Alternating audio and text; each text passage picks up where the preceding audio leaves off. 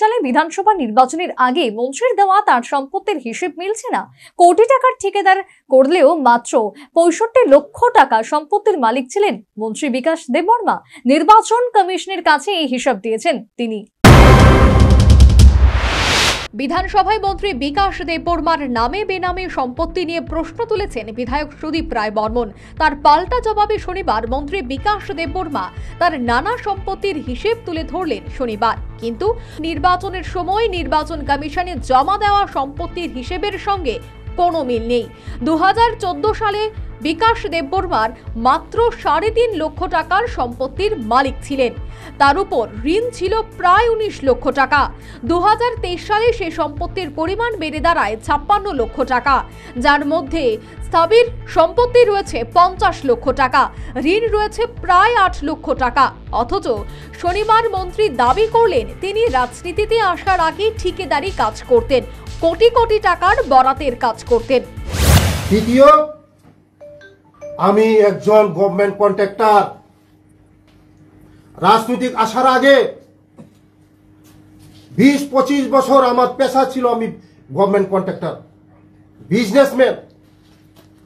আমি contractor, businessman, আমি contractor. Lakh lakh crore crore টাকার আমার ওয়ার্ক অর্ডার আছে এখানে 35 ইয়ার। মাত্র 30% এখানে আমার ওয়ার্ক অর্ডার, কোটি কোটি টাকার কোটি। আমার এখানে ব্যালেন্স শিট আছে, আমার এখানে ব্যালেন্স শিট আছে। ব্যালেন্স শিট আমরা দেখাবো, চার্টার অ্যাকাউন্ট ব্যালেন্স শিট আছে, ব্যালেন্স শিট আছে, দেখাচ্ছি আপনাদেরকে। 13, 14, 15 চার্টার অ্যাকাউন্ট ব্যালেন্স শিট আছে আমার।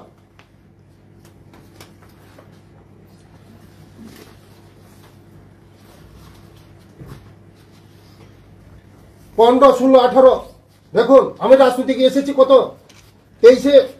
ওরা তো বলছে আমার আয় কোথা থেকে আসছে, আমি আরো বলবো। দেখুন এখানে আমার কোটি কোটি টাকার ওয়ার্ক অর্ডার আছে, কোটি কোটি টাকার গভর্নমেন্টের ওয়ার্ক অর্ডার।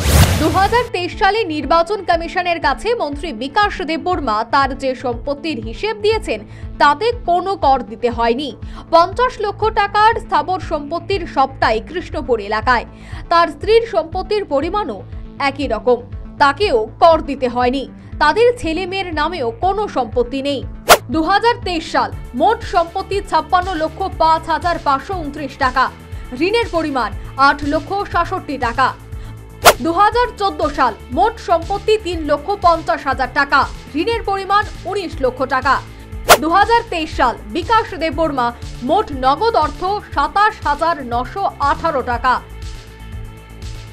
2023 সাল বিকাশ দেববর্মার স্ত্রীর মোট নগদ অর্থ 60,422 টাকা। কোটি টাকার ব্যবসা করেও 2023 সালে বিকাশ দেববর্মার সম্পত্তি মাত্র 56 লক্ষ টাকা। অন্যদিকে মন্ত্রীর দেওয়া হিসেবেই তার বর্তমান সম্পত্তির পরিমাণ অন্যরকম। তাহলে কি নির্বাচন কমিশনে ভুল তথ্য দিয়েছিলেন মন্ত্রী? সম্পত্তির পরিমাণে এখন এসব নানা প্রশ্ন উঠছে। Bureau report, news vanguard.